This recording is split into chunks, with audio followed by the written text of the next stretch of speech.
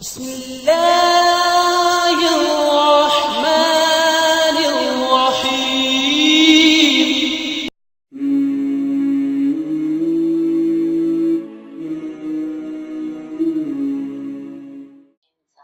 جادو اور جنات. جادو ایک ایسی حقیقت ہے جس کا انکار نہیں کیا جا سکتا.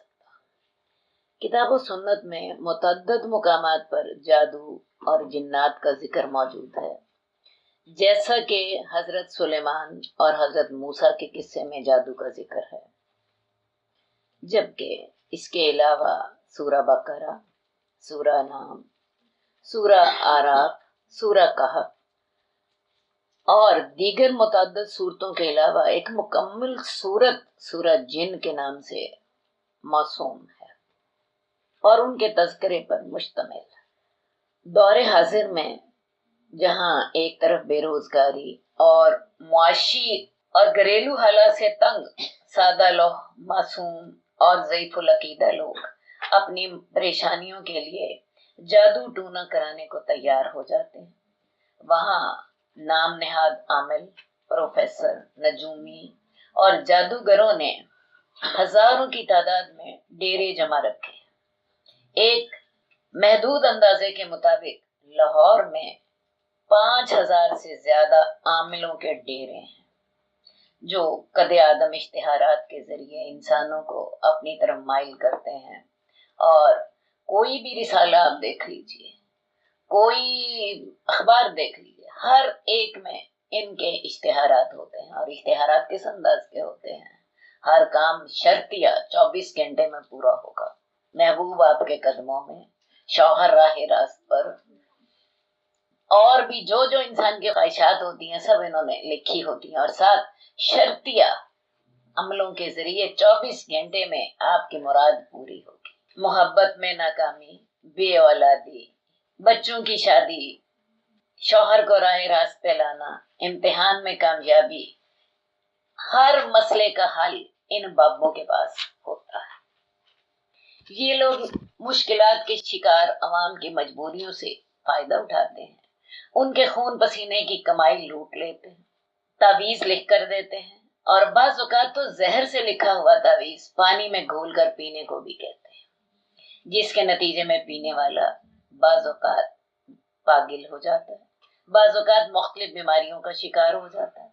عورتوں کی ایک بڑی تعداد گھریلو جھگڑے، ساس سسر کا مسئلہ، نند بھابھی کا مسئلہ یا شوہر کے مسئلے پر تنگ آ کر ان کے پاس جاتی ہے، اور ان میں سے اکثر اپنے زیورات کے ساتھ اپنی عزت بھی گنوا بیٹھتی.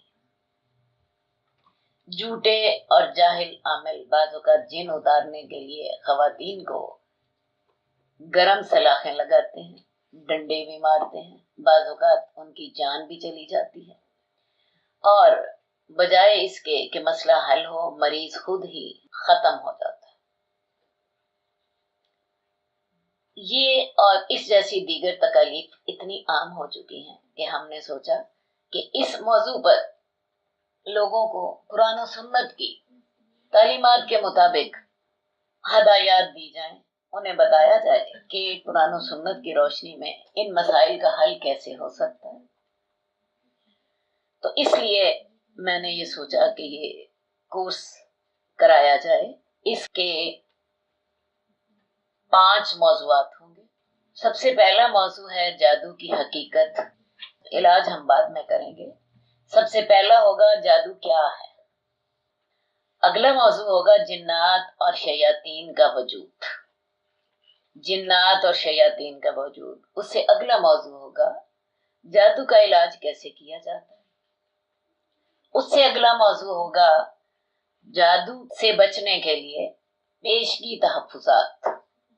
اس سے اگلا موضوع ہوگا نظر بد کیا ہے، اس کی حقیقت اور اس کا علاج.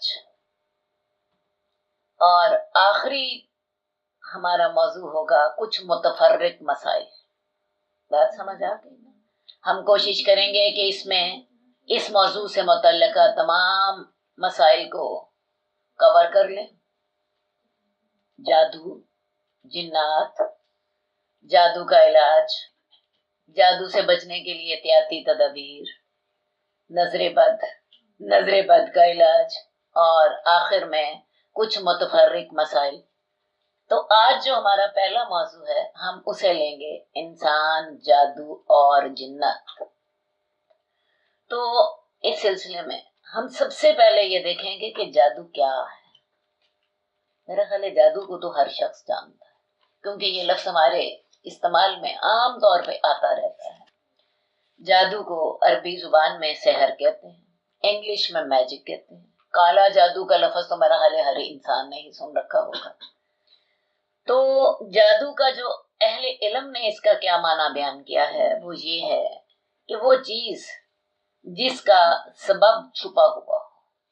جادو کا لغوی معنی ہے دھوکہ دینا، ہیلا کرنا، حقیقت سے پھیرنا، باطل کو حق کی صورت میں ظاہر کرنا، کسی چیز کو اتنا خوبصورت بنا کے پیش کرنا کہ دیکھنے والے حیران ہو کر رہ جائیں۔ امام لیث رحمت اللہ علیہ فرماتے ہیں کہ جادو اس عمل کا نام ہے جس میں پہلے شیطان کا قرب حاصل کیا جاتا ہے اور پھر اس سے مدد لی جاتی ہے۔ امام ابن اسیر کا کہنا ہے کہ اہل علم کے مطابق جادو یہ ہے کہ کسی چیز کو اس کی حقیقت سے پھیر دیا جائے۔ آکسفورڈ انگلش ڈکشنری کے مطابق جادو یہ ہے کہ مافوق الفطرت اور پر اسرار قوتوں کے ذریعے ظاہری طور پر واقعات پر اثر انداز ہونا۔ اب یہ تو میں نے آپ کو بتایا جو جادو کسے لغوی طور پہ سمجھا جاتا ہے۔ اب اصطلاحی طور پر اہل علم نے جادو کی جو تعریف کی ہے وہ بھی میں آپ کے سامنے رکھ دیتی ہوں۔ امام ابن قدامہ کہتے ہیں جادو ایسی گرہوں، دم، منتر اور کلمات کا نام ہے جنہیں بولا یا لکھا جاتا ہے۔ جادوگر ان کے ذریعے ایسے عمل کرتا ہے جن کے باعث اس شخص کا جسم اور دل متاثر ہوتا ہے۔ امام ابن قدامہ رحمت اللہ علیہ کے نزدیک جادو کا واقعی اثر ہوتا ہے۔ اس کے ذریعے انسان کو قتل کیا جا سکتا ہے، بیمار کیا جا سکتا ہے، بیوی سے قربت کے تعلقات میں رکاوٹ ڈالی جا سکتی ہے، میاں بیوی کے درمیان نفرت یا محبت پیدا کی جا سکتی ہے۔ جادو کے متعلق یہ بات سمجھنی چاہیے کہ اس میں دوسرے شخص پر اثر ڈالنے کے لیے شیاطین یا ارواح خبیثہ یا ستاروں کی مدد مانگی جاتی ہے۔ جادو ایک نفسیاتی اثر ہے جو نفس سے گزر کر جسم کو بھی متاثر کر لیتا ہے۔ مثلا خوف ایک نفسیاتی چیز ہے، مگر اس کا اثر جسم پر یہ ہوتا ہے کہ رونگٹے کھڑے ہو جاتے ہیں، بدن میں کپ کپاہٹ طاری ہو جاتی ہے۔ اسی طرح جادو بھی ایک نفسیاتی اثر ہے جو نفس سے گزر کر جسم کو بھی متاثر کر لیتا ہے۔ دیکھیں غصہ انسان کو متاثر کرتا ہے۔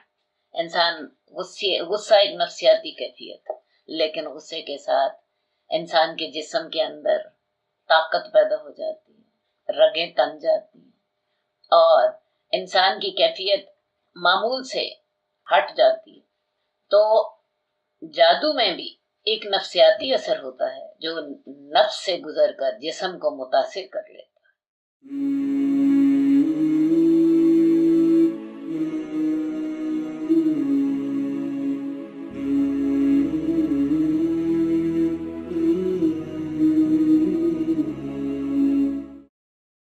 إلى الدنيا كي ندعو إلى الله لننشر الخير في الكون الذي حارى ونرسل العطر من روض الهدى الزاهي ويشرق السلم أنوارا وأنوارا إلى الدنيا كي ندعو إلى